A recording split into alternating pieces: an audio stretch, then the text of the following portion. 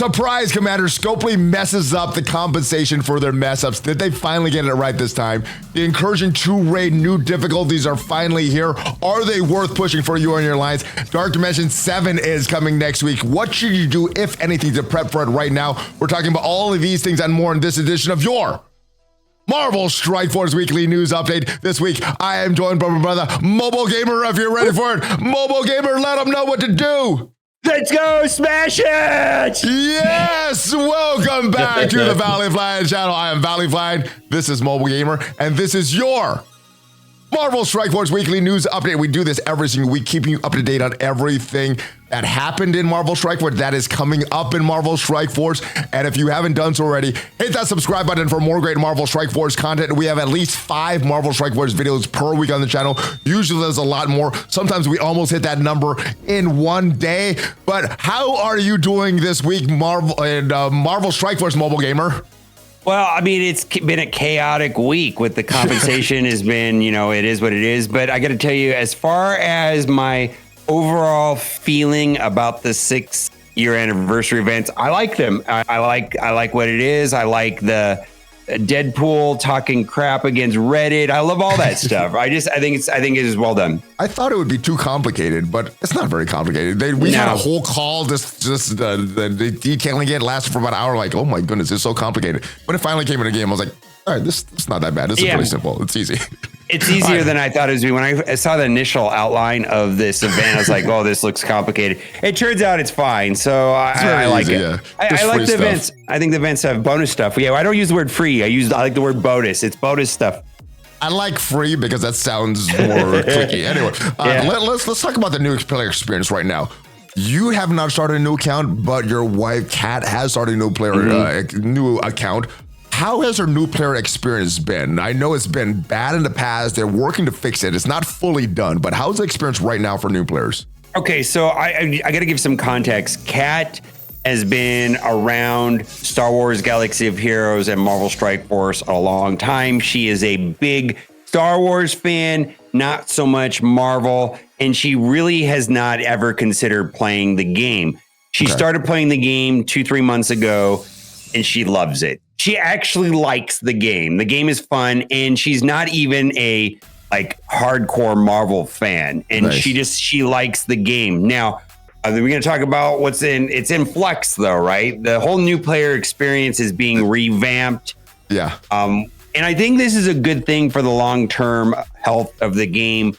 They want to create a situation where they're able to keep and retain as many people as possible, and so they're retuning the first 6-month experience when someone starts playing Marvel Strike Force. That being said, they're changing and they're testing a lot of different things. I'm personally unwilling to start a new account myself, which I want to do, but I want it to be I don't want it to be different for me and then different for you and different, right? Because they're doing A, B, C, D, E, F, G, D testing. They're testing different things. And I don't want a boosted account. I want a normal account. I want to have a normal player experience, and I want to help people to optimize what should be normal. But they're not done tweaking it. It's still being tweaked, right? I'm kind of in the same place. Not really. I didn't even think about the boosted accounts, but I just know that they're working on changes. And I figured if I make a video now, in a couple months with all the changes that we think are coming, it's going to be obsolete. So might as well wait till all the changes are done and stuff. Let me just mention one thing about Dark Dimension. They did streamline that process. Dark Dimension 1, it used to be on stars. It used to be based on 6 stars to get in there, which led to a weird experience because a lot of players would be getting into Dark Dimension 2 and 3 before they even completed Dark Dimension 1. It's not that. What changed with this? All right, so Dark Dimension 2 is gear tier 13, and they changed Dark Dimension 1 to be gear 12, and what you said exactly was happening. Thank you. Yeah, this is the kind of stuff that needs to happen, right? And actually the rewards for Dark Dimension 1 are more impactful in some ways because it's Kestrel, and Kestrel is, better than Ultron, right? So, and people were doing Dark Dimension 2 before 1 because 1 was tied to 6. Now they changed it to 12. These are the type of things that need to happen, and they should happen. I just want them to finalize all the tweaks, and then I want to start a new player experience once it's settled. Me too. And I think there's other content creators that are waiting for that as well. One thing that we did get this week, Incursion 2 raid, new difficulties, difficulty 1, 2, and 3 for these Incursion 2 raids, more rewards, more gear, including the new gear tier 19. What do you think of the difficulty of this? I was not able to test this on the test server, and my alliance accidentally launched the old raid, so we have not tested this yet. Have you tried this on a test server or the live server? And if so, what is your experience with the difficulty of this? I have no experience with this. I've not tried on a test server, and the game is down currently. We do have the new raid launched. It is what it is. Whatever it is, as whatever challenge it is, we're just going to have to go through it. My alliance wants to be near the top of alliances, so get wrecked invaders. I mean, without playing it, I know invaders are going to be garbage. But to what extent is Bifrost going to be struggle? And I don't have a problem putting resources into Hive Mind or Extreme, or even to a lesser extent Pegasus. But what I don't want to do is dump a bunch of resources into Bifrost and Invaders. Now, Vol's fine, but I don't want to put resources into Sylvie, and I just don't want to do it.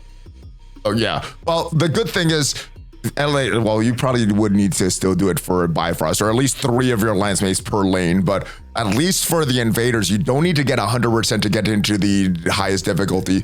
You're 60% on normal difficulty for difficulty 1, 70% on difficulty 1 will unlock difficulty 2, 80% on difficulty 2 will unlock difficulty 3. So that is a good thing. Not everybody in the alliance is going to need to build them their invaders, but some people are. Is it worth pushing for some of these new rewards? We got this new Armory 19 orb fragments, new Crimson gear fragments as well. Is it worth pushing for these new rewards? And I do got to mention, they did flatten these rewards out. Last week at this time, these rewards were different for rank 1 and rank 24. Now it's all flattened, for at least for this Armory 19 and this Crimson gear.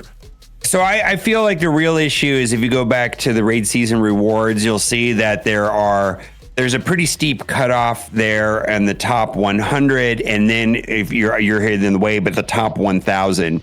So this was also true for gear tier. There you go. For gear tier 18, they had a similar structure, and so this is not a new problem. It's the same problem, but this is going to be very important because the gold cost is through the roof. Like if you're trying to get through Dark Dimension 7 solely on gold cost, you're going to have to refresh the storm, and it's over 2.2 billion gold. So that is not where the gear is going to come from. The gear is going to come from raids, events, purchases. Right now, all we know about is gold store and raids. And for me, raids is going to be, something that is going to be based off of where your alliance is at. And if getting into Dark Dimension 7 early, or anytime for that matter, is important, probably going to have to be an alliance that is all in agreement to try to be in the top 1,000 or top 100, or players that are that size. And this is going to create a lot of movement that a lot of people feel is unnecessary. Yeah, so I think this is a necessary change. Obviously, we knew this was coming. They've done this every single year with the Dark Dimensions. This is not new. And the new gear tiers. Yeah, this is not new.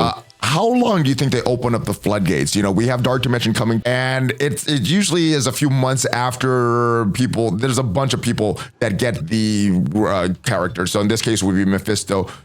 What do you think that cutoff is? 500 people getting Mephisto, then they start to open the floodgates. 1,000 more. Where do you think that number of Mephisto is before they start to open this up to more players? Well, this is my prediction. Whenever you get Mephisto, it'll be the week after. Oh, okay. That's what it is. So yes. Yeah, dude. So, it's gated to be. This is not new. This is not new. That's exactly what it felt like for Super Scroll. Yes, this is not new. Listen, my experience with Dark Dimensions is they don't happen on accident. It requires planning, and you have to be deliberate, and you have to chip away a bit, at a little time. So for me, I'm buying the uniques and characters that I know are going to be good. I'm expecting that they're going to eventually have a planner on the website. Maybe that won't come until it gets launched on the 20th, because Dark Dimension 7 is going to go live on the 20th. Maybe the DD7 planner will show up then, and then I'm going to be planning, right? And I know that there's going to, the way it was for DD6 is that, Mystic was a problem. They've expanded it out to the Mythic. So I know we're going to have to do characters like Super Skrull and so on, but they're towards the end, cities at the beginning. So I'm like, okay, who's going to be a good city character? Now, I'm not one to like predict and then, make plans and then the information be wrong. Because, I'm looking at Vulture. It's like, okay, do I want to take Vulture? Vulture's been good in the past. Vulture's a good character. I like to take Vulture in. But you know what? I want to see somebody else go through it first. I want someone to go. I want someone to go through Dark Dimension 7, and then I will make plans based on their experiences. But the one thing I know for sure is, at every single Dark Dimension, it doesn't happen by accident. You have to plan, and you have to be deliberate about it. It's just I think right now is slightly premature, and I'm waiting until the first people. My prediction is that there were some people that had the resources in gold, or had or spend a lot of money refreshing the store. Probably somebody will go through it on day one. Oh, there'll be a few people that go through it on day one. Let's move on. I do want to talk about your Dark Dimension strategy, but let's talk about these Gear 19 pieces, because obviously your Dark Dimension strategy is all based on these Gear 19 pieces. They are purchasable in the store, the main supply store. Very, very expensive. What did you say the cost was to get it? Is that the billions? Is that for one character for these pieces, or is that for all of Dark Dimension? So some people did some math, and I didn't double check their work, but I was hearing that multiple people calculated the cost per character to be between 90 and 93 million for one character. And then you multiply that out. I believe that I can't remember if there's 5 sections or 6 sections, but you multiply that by 25 and you get a number of in the billions, 2.2 billion. So I don't see the gold supply store as being the primary source. What this is going to be for, the gaps where you're short. And I'm not sure where the gaps are going to be. I highly suspect it's going to be uniques. But we have to see the amounts that we're getting from doing raids, events, whatever. And then when we see where the gaps are, because it's just very expensive to be using gold, and solely using gold is not a good strategy for me unless I was willing to spend ungodly amounts of money. So are you buying anything at a gold store right now? Because I think the unique things are going to be the Gear 19 pieces, which is on the screen right now. You could identify it with these things on the side. And then those unique pieces like Astral Energy, Osmium, especially Osmium and Miasma, which characters you'll need multiple characters to take that. Are you buying any of those pieces, or everything, or nothing? What is your buying strategy in the store right now? Okay, firstly, I just want to say my primary issue right now is to get important characters up to max level. I'm at level 99. I'm going to be hitting 100. And as long as I'll be hitting 100 when I hit 100, but I'm at 99 today, right?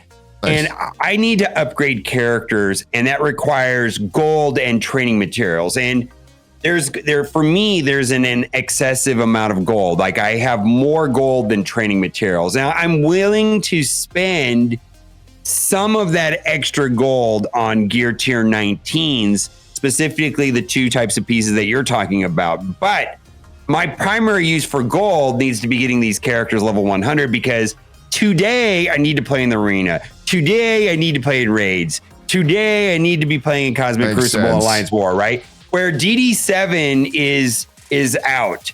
I don't know how many months that is. I feel like it's going to be hyper exclusive, for the people that get in there first. And it feels like, when they get to 5,000 players or 10,000 players, then they start loosening up. But that may be 6 months out. It takes a long time. I wouldn't be surprised if the first free-to-play player didn't get Mephisto until like 3-4 months after the release. If I were to guess, it's usually many months out. That's generous in my opinion. I think that's generous. Probably, I think that's a generous time frame. It's not known because we don't know where they're going to give us more. We don't know if they're, they're coming out with a new game mode, right? I'm assuming it's going to be in milestones and events. Yeah, probably in Battle World, like you mentioned. Battle World, yeah. But what if that is the chase in Battle World, where the primary way to get larger amounts of Gear Tier 19's Battle World? We just don't know. We don't know. There's a lot that we don't know. Yeah, so we can't really make any logical predictions because we don't know what they're gonna do, how much they're gonna release this. But it's all released. It's all related to this Dark Dimension 7. The next thing that's coming up, Mephisto is the grand prize. I guess it took a while, and not just getting in there. It takes months and months to beat Dark Dimension. How fast do you think you'll finish it once you get in there? I think it took 6 months last time to get through Dark Dimension 6. Do you have any predictions for Dark Dimension 7 once you actually get there, or is that still a thing in question because of the Gear 19 pieces? Yeah, I have no idea. All I know is that if I ignore process and I'm not mindful, and especially as soon as that DD7 planner is out, I'm going to be all over it, right? I want to see what other people got through, what characters work for them. And then, when the first people go through, they'll say, we typically will find out what they regretted, what worked well, right? And then we can start to plan. And then once I know what pieces I'm going to need and how many pieces I'm going to need, and then I can see some inflows, because I don't know how much I'm even going to be getting from raids. I don't know how far we're going to be able to go through in the raids. And everybody's going to have a different amount that they're getting from the raids, right? Based on where their alliance is. A week or two into this process, if I just ignore it, it's not going to happen on its own. That's how DDs work. If you just are not planning, but I'm not sure that I can do much planning now, but I'm going to say after, let's say a week after DD7 comes out, by the 27th, let's say, well, I better be looking at it. I got to start, I got to be mindful of what pieces I'm going to, run into a severe shortage, whether it's probably going to be Mystic. If I'm going to guess, it's going to be Mystic, right? I mean, it seems like Mystic is always a problem, right? Well, it's this right here. All the good characters in Cosmic are Mystic. There's a few exceptions, but most of the good characters are Mystic for the Cosmic section. So you need to build at least 5 Mystic characters, more, give or take a few if you're replacing some. So Mystic is a big thing. Now, let's talk about the mythic characters like Apocalypse, Skrull. What are you doing with those characters right now? Because there is an argument, like you said, they're going to benefit you in Arena right now. It might cost you a little bit of time for Dark Dimension 7, but are you going to go build up your mythic characters right now? Apocalypse, Skrull, maybe some other characters, or would you just wait and then do this in order? Go City, then Global, then Cosmic, or something like that. What is your strategy right now, or have you not decided what you're going to do? I haven't decided. We don't have any pieces to equip right now, so there's no point. It's not like I can do anything, right? I'm buying the uniques for the mythic characters that I know are going to be needed. I feel like we don't have a choice on upgrading the mythics. Like there's going to be, you got to upgrade Apocalypse, you got to upgrade Super Skrull. this is not optional, right? And Black Knight. And Black Knight. Those are the 3. Other than that, I'm not sure, but I think those 3 I'm definitely going to upgrade. But you're talking about mythics. Black Knight's not a mythic, but Black Knight's not a mythic, but he's in that category, right? Right. Yeah, you got to upgrade Black Knight. Yeah, of course, right? And so the only, I'm looking at Vulture and City. That's it right now. and we'll take it from there, right? That is not a bad choice. I had Vulture is one of the top characters. Vulture's in arena meta right now. For goodness sake. Jeez. All right. There was some screw ups, MobileGamer. I think you were the one that brought this to light when you did this on stream. Everybody found out about this. And this was the bang for the buck milestones. When you purchased an offer, these bang for the buck milestones usually give you these offers give you some web UPCs. Yeah. You could get some milestones for that. Well, once you purchase the offer on that day, March 4th, the bang for the buck milestones would repeat and repeat and repeat, and you could claim this a lot. After that, they said you would get a generous free claim on the web for all players who did not claim that. I'm laughing at the word generous. You will get a free claim. We could delete the word generous right there. Okay, we'll go live on the web store, and this is not accurate as well. This because you claimed it, and you got this stuff double. So yes, so some people got it double. They did send out compensation later, so some people were able to get it triple. These two store offers, I didn't think they were worth it to purchase for me. The $5 or $10 offer. Did you look at those offers, and were they appealing at all to you? No, they were not appealing. Okay, so we're going to limit there. Players who did not claim duplicated milestones could purchase it more. This is weird. All right, this was their initial solution. Then earlier this week, they said that they were going to give out the compensation. Free claim was available to all players who did not claim erroneous milestones available today. That's not what happened though, MobileGamer. All right, so it's third blog in the same issue. There was an issue with targeting our free claim, and it allowed it to be delivered to players we were trying to exclude, including you. What was your reaction when you saw this in your free claims? All right. I don't. God, this is like there's so much to this, and it's so frustrating. And I want to say a couple things. Like, this has been a disaster, and I don't feel like anybody at Scopely is thrilled about this either, right? They're not happy that this went down the way. I mean, there was a call about the initial screw up that happened a week ago, and I remember being like so emphatic in the call. It's like, you cannot send me the free stuff. Like that was a 1 point you made. You made 1 point. Make sure this doesn't go to make sure I personally don't get this stuff. Like, it's gonna be a problem. So especially you, because you do this on stream. Yes, everybody sees what you do. Everybody sees what happens, right? So I absolutely did get the free claim. Now, I believe this is one of three issues, right? And the first issue is the free stuff, and I shouldn't have got it. I got it. I believe this has been made correctly. Like, and I know there's some, I can only speak to my experience. I did not get the second one. I did not get the in-game. So they did that correctly. Now the in-game one, the reason I'm saying it's triple in things, the in-game one was double. So we were supposed to get this free claim one. That was, let's say that was 100 orbs. This one was 200 orbs for some of the stuff, for example. So this was double. So that's why I'm saying triple the reward. So if I did nothing, I got 3 times the rewards. You did something, you got 1 time the reward. So that's what it is. But you did mention, we talked about the 3 issues that we were going to talk about. What are the 3 main issues with this whole debacle? All right. So if we go back to the first response to this, so it's the other page. Yeah, right here. Go up to the top. Right there. That on reviewing the data, we found a small number of players were able to take advantage of the situation and claim rewards from multiple milestones.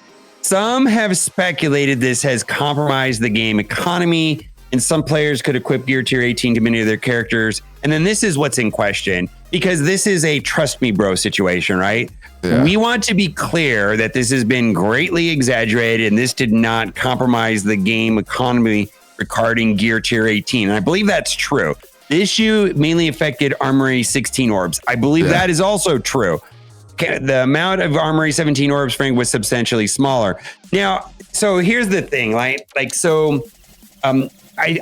don't think that many people were able to collect this as many times as was available. I mean, I was online and the website was buggy and crashy, and I couldn't get it to work. And then even when I figured out what was going on, it would hang, and then I have to refresh the page. And I was only able to do it so many times. Now, that being said, I was able to refresh it about 10 times. And I know people have gone out and said, well, some people were able to do it 38 times, and then they calculate the compensation based off of 38 times. Oof. And then they're saying that, then the people that got 38 times worth of stuff, we're getting 10% of that. I mean, I've seen all the spreadsheets, right? But my experience is that I wasn't able to claim it as many times. And the issue, what I got from that was a lot of gear tier 16 orbs. And I got some catalysts, and because there was a lot of gear tier 16 orbs, I got a lot of gold. So at the end of the day, it really didn't impact my account. Gear tier 16 is not a thing for me where my account is out. Yes, I did get like 6,000, almost 7,000 orbs, which was probably close to 6 to 7 million gold. I need the gold. There were a lot of catalysts in there. I think I got for 5,000 catalysts, which is helpful for a handful of characters. I mean, you need a lot of catalysts, right? Yeah. So, I mean, that was what happened. Now, I'm not sure. So this is the second issue. I'm not sure that the amount compensation is reflective of what people actually got and what people think other people got. And like, you know what I'm trying to say right there. There's people. So is this more of an optics thing, or is this really something that broke the game? I think it's more of a optics thing, but what is this issue here, and there's still a third issue, but this issue here is probably optics and whether or not the community believes this paragraph or not. And, you know, and when we see the compensation and the free claims, when we see the offers and the web store, either we believe that that is in alignment with what they're saying or we don't. So this is optics. This is Scopely saying, trust me, bro, this is the way it is. And either people believe it or they don't. I gotta say, I believe that they believe this. They may not have the correct data, but I believe that with the data that they have, I believe they're giving all the information that they have. I don't believe everybody's going to agree on this, by the way. I don't think that I think there's going to be players that sit on the fence like me that are not sure. There's some people who are going to take this at face value. And then there's going to be another set of players that think that they're absolutely making this stuff up and it's not true. I don't think it was that widespread just because the complexity didn't need to be. They did mention that there was a few people that took a lot of advantage of it, but it wasn't that widespread. So right. For me, I'm like, all right, this is cool. But there's a third issue, MobileGamer, right? There's a third issue that does all this stuff. Just so we can talk about it. I feel like the first issue that we've already talked about is black and white, and they've already addressed it. Second issue is more of an optics gray area, and unless they give us the data, we can analyze the data. We're not going to know, right? It's kind of a gray thing. The third issue is black and white, and I feel like they completely missed the point.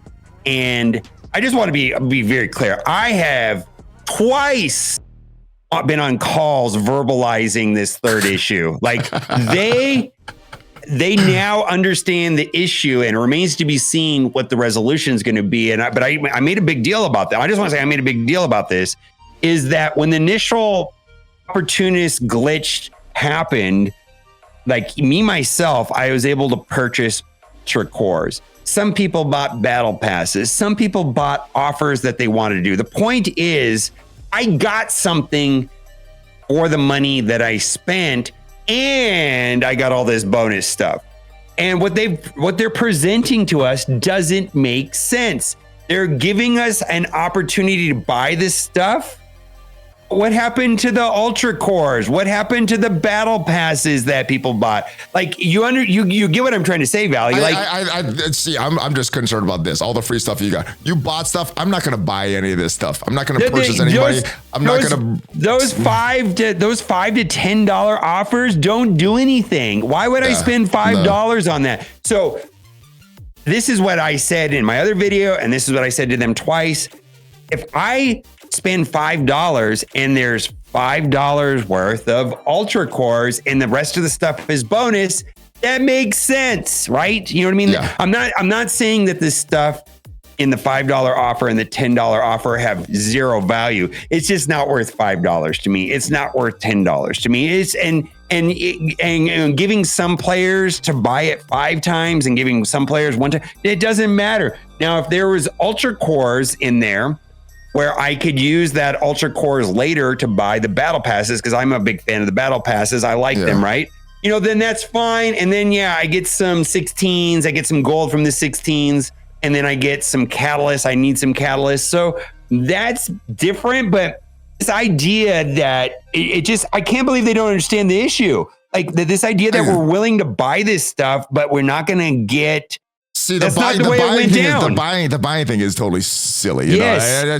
So, but in my mind, you bought $5 worth of Ultra Cores. You got $5 worth of Ultra Cores. All the erroneous stuff that you got after that is addressed with these free claims that they got. So in my mind, I've been made whole. This is kind of silly, the 5 and price, but if you don't want to buy it, you don't need to buy that. So in my mind, this is done. But right now the stuff that for those $5 and $10 price points is largely uninteresting to a large percent of the players. Now and it doesn't even mirror what actually happened, because So if you buy a $5, this is what I told him. You got to have this $5 offer. The $5 offer has to have $5 worth of Ultra Cores in there, and the $10 offer has to have $10 worth of Ultra Cores. So that way, if someone chooses to buy these, then they could use those Ultra Cores later for whatever they want, like a battle pass, right? That's like a no-brainer if they have $5 and $10 worth of that. That's like you're just getting the stuff for free. That's totally different. But that's what they need to do. That's what they need to do. That's more. I'm fine with that. That's fine. That's fine. That's what they need to do. I think it's a little more beneficial than the initial compensation. But if they do that, cool. I'm happy if they don't, and I'm happy if they do. But don't buy this. This is not great. Unless they put in the Ultra Cores in there.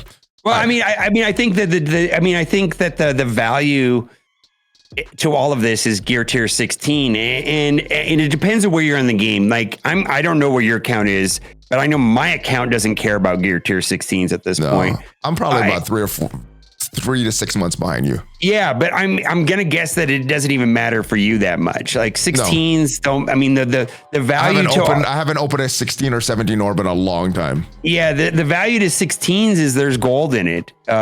So that's that's the issue, is that there's gold in those 16s. I'll probably open them when I'm more starved for gold. Once I'm out of my gold orbs, I'll probably go to those and start looking for other places. But let's move on to Cosmic Ghost Rider, the newest Out of Time member. Obviously, great on the Out of Time team, great in War. What is this character's value outside of War, though, and outside of the team? Is this like Starnak 2.0? Yeah. I don't know. I mean, he's better than Starbrand in that, he does have some cool things in his kit that might be useful later. And I'm not saying to write this guy off, but he does have a way of with battlefield effects, and he does have some cool things when ultimate abilities go off where they get barrier. I mean, there's some interesting things in his kit. I don't know if he's going to be useful in Cosmic Crucible the way that we thought he was going to be. Specifically, probably need to take him to 7 yellow to get value out of him anyways, and who's going to do that, right? Yeah. I don't see this guy being effective at 3 stars or 4 stars outside of War. War, they're amazing. I mean, it's just they're amazing in War, right? Yes. But you're asking about outside of War. I know, first of all, I'm not getting Mephisto anytime soon, and Mephisto has this cute call out to Ghost Riders, the same way that Starbrand has a call out to Black Panther 1 million. That remains to see if that's an effective thing. I don't think it will be, especially by the time I get Starbrand. I mean, the game will be a different game, not Starbrand, but by the time I get Mephisto, the game will be a different game by the time I get Mephisto. Will be 6 months from now or whatever, right? Yeah. He has a free-to-play event coming up, but that event ends after the Out of Time showcase ends. This is the first time I think they've done this. I think they've at least given a few days for these showcases. Is this an issue, or is this just a non-issue? Well, yeah, it's an issue if you didn't buy his offers. If you bought his offers, you're probably okay with this. I mean, they are incentivizing people to buy offers with these events because there's bonus stuff inside of them that you can only get if you buy the offer, right? Yeah. So, I mean, this is not necessarily a free-to-play friendly way of doing it. Yeah. All right, well, let's move on to the next team, moving off of Out of Time team, moving into the Cabal team. Iron Patriot, Leader, Rework Namor. They look like great Cosmic Crucible characters. What did you think of the kits for Iron Patriot, Leader, and the reworks for Namor? Anything stand out? Let's start with Iron Patriot. Anything stand out about his kit for you? So the main thing about Iron Patriot is that he applies vulnerables on spawn. Yeah, which is at the beginning of the match, and then when characters have vulnerable, the passives, on the team call out, you're taking more damage, which is amazing. But more importantly, if this character 2 or more Cabal enemy characters with vulnerable cannot fill speed bar for themselves or allies. That card counters Super Scroll and Apocalypse, right? Yeah. Because Super Scroll, the whole thing about Super Scroll is it gets all that bonus turn meter all the time. Watch your positive effects. Don't give him positive effects so he doesn't go first. Yeah, so if if that happens, Super Scroll. So people are not going to put Super Scroll on defense. Now people are currently not putting Apocalypse on defense, but same thing. Apocalypse does his his ultimate, and then he won't get the turn meter to immediately go into super basic. So this is a very powerful mechanic. The team itself seems relatively slow. It massively boosts the villains. So to me, the way the question is, how good is this team as a 3-piece in that? Of course, it's going to be amazing with APOC and Super Scroll, right? So what?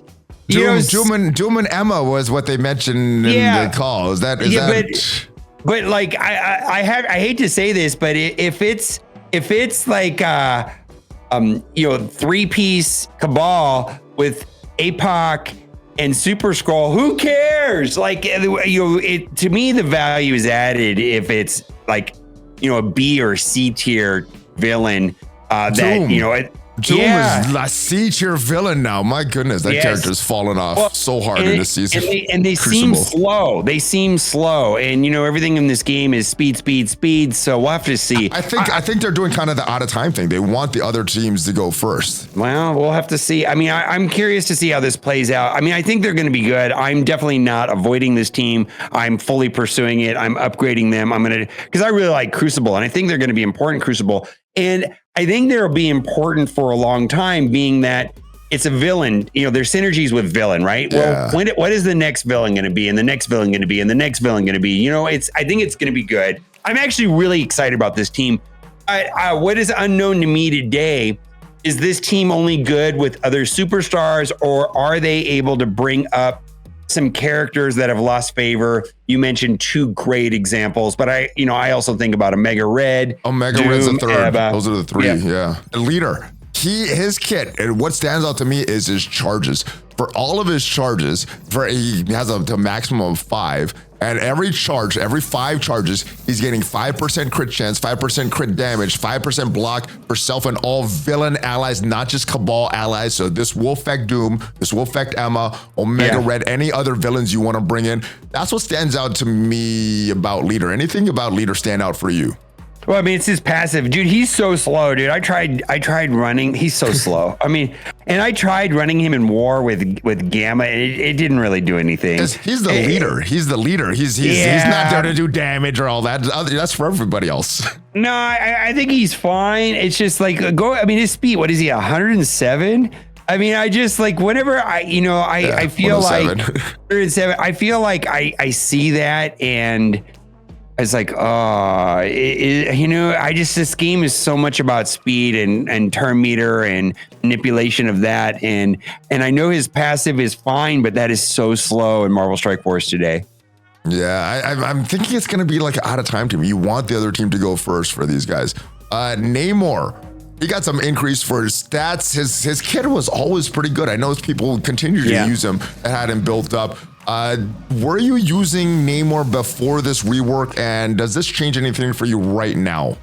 All right, so before the rework, I was using a little bit sometimes in war with an Eternals team, right? So like the Eternals go off and they already lure turn meter, and then he follows up and continues that punishment of turn meter in war, right?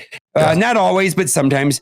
My testing with him, his damage is bonkers now, right? It's so high, offense up, all of that. I mean, but then again, he's too slow. If he takes a turn, that removal is a big deal. The turn meter and the vulnerables are going to be out there, right? Because of the way that Iron Patriot kit works. So like I think this is going to be a bonkers team in Crucible. If they take a turn, it's Emma. Emma's the solution. She reduces the enemy turn meter. A little bit. Yeah. I feel like you almost have to put Emma on this team. We'll have to see. All right. So I'm looking forward to this team. Now, the team that I'm confused a little bit about is the reworks to the X-Men. I'm still not sure what this is for. I don't think this makes them a strong war team. This doesn't make them a strong Crucible team.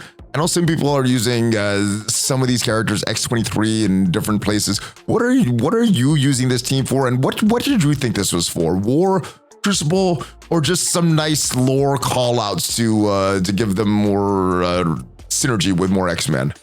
All right. So the way that I see, let's just talk specifically about Crucible, right? I feel like people either consolidate the extreme X-Men with unlimited, by putting Rogue on the team, or they try to split them apart. Does that make sense? Yeah. I mean, some people split apart the teams. Well, when you split apart the teams, there are some characters in there that are okay, right? And I think that there is going to be a case where Jubilee is better and Phoenix is better when you're splitting them up into two teams. Okay. So this is more for Cosmic Crucible. Yeah, I don't think, first of all, I just want to put this out here. I think that X-23 is cool, always been a cool character and looks great. Jubilee's all right. Phoenix is all right. Kitty and Colossus baffle me a little bit. I don't really know that they're going to be useful. But, right now I've seen one defense for Crucible using Phoenix and Jubilee on defense. I'll put a video out about that here in the next couple of days. But, X-23 maybe, but, if you wanted to wait and see if that's effective or not and make a decision a week or two from now, that'd probably be the prudent thing to do. Or be the front runner and upgrade it and test this out and let us know how it is, right? I mean, we're also kind of waiting for that, but it's been really quiet. I have not heard a lot of stuff about people saying this stuff is amazing. Yeah, I'm not upgrading any of these characters. I don't have the resources. I'm upgrading my main teams, my arena teams, and all that stuff. This is a luxury thing, and I just don't have the resources for this to even test this. So if someone, like you said, does the testing and it's amazing, I'll be the second or third, the round to do it in that second or third wave. It seems so luxury right now. It really does. It's a very luxury team right now. All right. We have some events going on right now. Demonic Origins, where you need to spend campaign energy, also getting do some Crucible battles as well. And there is an Alliance event where you need to use Out of Time Team and War. What are your thoughts on these events? I know you don't pay attention to these events too much. Is it outside the norm too much, good or bad either way for you to notice, or is it just a normal event? Well, okay, so the Battle and Alliance War thing using Out of Time, most of the points come with, do you have a 7-star Cosmic Ghost Rider? Do you have a 7-star? And if you do, your alliance thanks you. So I feel like the way that our alliance is approaching is that they're using the people that do have the 7 stars on the Out of Time team to get the points, and the rest of us are putting on defense, because I believe the optimal strategy is to put that team on defense. I think what they said is kind of true. The lower alliances are not as hardcore. You're probably going to save them for offense. And the more hardcore war teams or war alliances will use them more on defense. Well, to clarify, I'm not talking about the optimal strategy for the event. I'm talking about the optimal strategy for war, period. Just for war. Yeah. I mean, the optimal strategy for the event, the event is to put them on offense. But, the optimal, I feel like... If I place a Black Knight on defense, though, then I don't have a Black Knight to beat their Black Knight. And I don't know. You could place him on defense, have a stronger defense. Black Knight's better on defense. I mean, a lot of his damage is based off of health, and he gets 40% extra health on defense. So it's designed. It feels like it's designed to be a team that is a 2-tap, because the battlefield effect, not the battlefield effect, but Black Knight. Yeah, the exhausted. Both Cosmic Ghost Rider and Black Knight get neutered. Their kits get neutered pretty drastically when they're exhausted. So it's almost designed to be a 2-tap team. Yeah, and that's a good thing, because Gamma was horrible without the exhausted mechanics. So at least the first shot will be tough, but second shot you'll be able to go in and get them. All right, new changes to the leaderboards, and I'm surprised that this was not addressed earlier. I could have sworn that they did this a lot earlier, but this says similar to Scourge and Trowel, so maybe this is the only place they did this. But the tiebreakers for this is going to be the first person that gets the highest rank. It's not all good and bad, but the good thing about this is it's now based on your performance, not just based on a random number or a player ID number. The bad thing, if you're in a bad time zone, you're not going to be able to get a first score. You're not going to be able to wake up in the middle of the night for this. So I'm glad they addressed this. What are your thoughts on this? Does the good outweigh the bad, or does the bad outweigh the good? Well, no, my first thought is, if the event is designed correctly, ties won't happen. Like if it uses some sort of efficiency system or whatever, then the tiebreaker is not important, but they haven't been designing events correctly with that in mind, where there's still situations where there's several hundred players on that threshold of rewards, and then they have to rely. Yeah, I still haven't got my rewards for Sword Satellite, and I was in that tie section. Yeah, and that's to me is the point. The tie shouldn't be happening. I mean, if it takes you 19 attacks and it took somebody else 18 attacks, then they should have one more point than you, and then the tie wouldn't happen, right? I mean, for me, they've done really horrible things like player ID number being terrible. No, don't do that. Having your TCP being the tiebreaker. No, don't do that. Don't do that.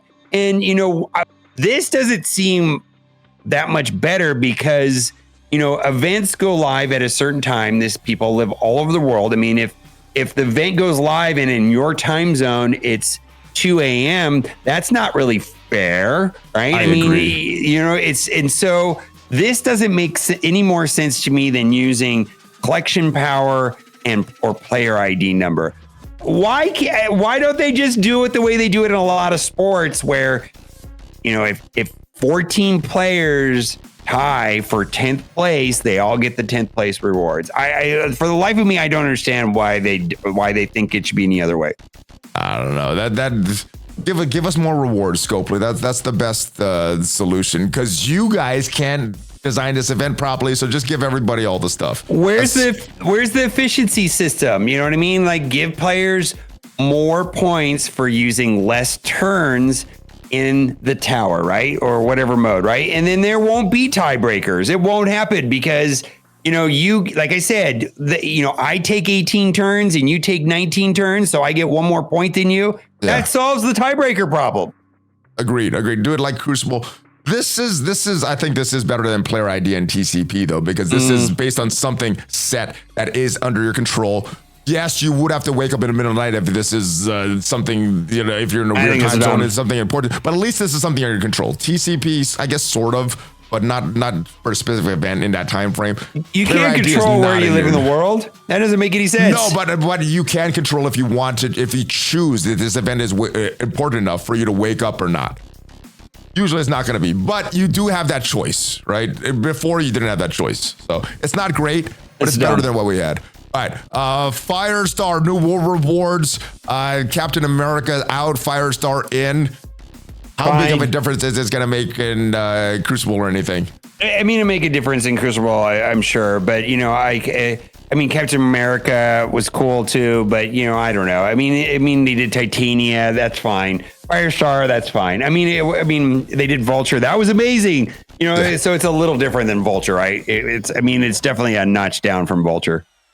All right, and finally, we talked about this a little bit in the beginning, but these 6th anniversary rewards, this anniversary event that's going on right now, better than I thought, better than you thought as well. Yeah, I like this free gift though. March 28th, big of the rewards coming on that day. How big do you think this is going to be? We've had some pretty generous rewards last year, and they've been getting better and better. So it should be better than last year. How big do you think this is going to be? We started the video off with this. They said that the free claim reward for the compensation and the bug was going to be generous. So their definition of generous might be different than ours. Good point. But it should be better than last year. And yeah, last year's I thought was pretty good. A lot of gold, a lot of dark promo credits. We got some Captain Carter's shards when she was still a character that wasn't farmable. So I thought it was pretty good. And last but not least, the Legacy Reel. Did you check out the Legacy Reel? Did you check out yours? Yeah, so I like the Legacy Reel, and the one I thought it was pretty cool. I thought this was kind of a nice thing to do, and I enjoyed watching it. I watched a couple other players, and the problem I have with it is that you had to load your player ID into it, and that felt like a little bit clunky.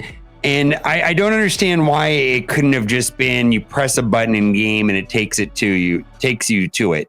You know what I mean? Like you had to go and manually type in. I mean, I felt a little awkward, and I suspect a lot of players didn't even bother.